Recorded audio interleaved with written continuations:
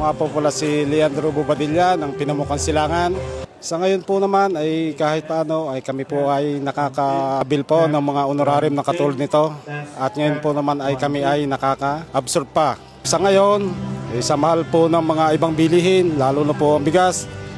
Kung ano po yung kailangan namin, yun lang po ang aming pinagkakasya. Ito po ay napakalaking bagay.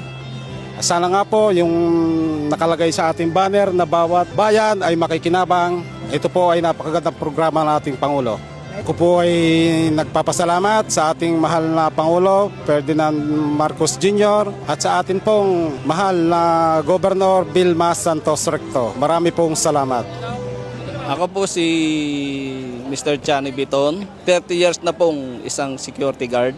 Tado po kami sa aming trabaho po dahil napakataas po ng aming bilihin po. Ito po ay malaking tulong na po sa aking pamilya po para sa ganon ay maibsan po ang aming kahirapan. Masayang-masaya po sa aming pagtanggap na ito na galing sa ating gobyerno po. Ako po si Rosa Perez ng Sampaga, Batangas City. Dapat po ay maraming mabibili. Sa ngayon po ay kaunti na lamang ang mabibili dahil nga po sa mahal ng bilihin.